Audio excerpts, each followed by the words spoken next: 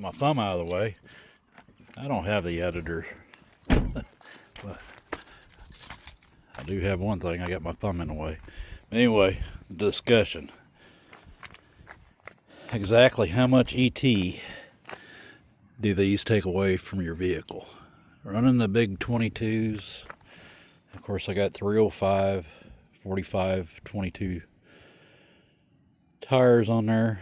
These are Nettos. Handles great, by the way. But it does kill performance. How much performance? Well, I was lucky enough to go to a modern Hemi shootout race, and it was exactly 0.2 of a second putting those front tires over the skinnies. Now, not saying that you couldn't run another 17-inch wheel, but going to the taller tire, also thought I'd get better gas mileage because it's going to change your gear in the back. Well, it did, but it didn't do a lot. We're talking maybe 1 mile per gallon because I went from a 28 tall tire to a 33 tall tire. So that did help gas mileage, but the added weight to it only got 1 more mile per gallon better. But as far as ET goes, when I had the slicks on the back, ran these tires, I needed to slow down 0.2 of a second. So I swapped out the front tires for these to go down a drag strip. It took off 0.2 of a second. For one, you would think you would have a little bit more rollout over the 28 tall tires that I have, but it showed me exact numbers. So if anybody was actually wondering how much ET the big tires cost, that's what it's going to cost you performance wise. Now, this is a different story.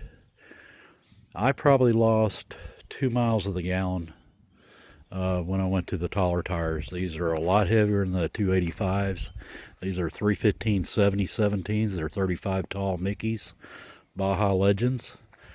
Do I like the tires? Yeah, I've liked them. We've had them on there for quite a while. Right now we're sitting at about 60,000 miles. So it's getting about time to get some tires. But yeah, I mean, I know guys are wanting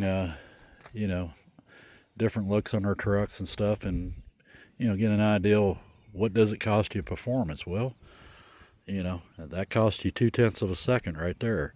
Overall, the added weight and everything is gonna make you run at least, you're giving up 3 to 4 tenths of a second overall, just for the added weight.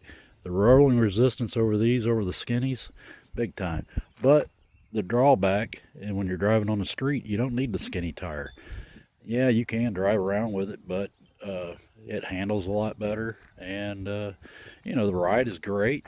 But overall, I didn't lose gas mileage because of my gearing in the back, and going to a taller tire, it changed the gear ratio, overall gear ratio. It went down, so the motor's not spinning as many RPMs.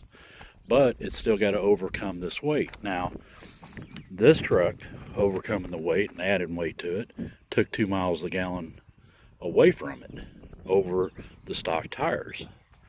So there is a drawback to the big tires. So I guess it comes down to taste and what you want, but if you're looking for, a fun truck to go off-road in, or the possibility, we don't really do that with a power wagon, even though that's what it's made for. We use it to, haul stuff around and haul pickle around. But again, everything's got its purpose. But if you're kind of wanting to know what, looks like we're getting ready to have a storm here.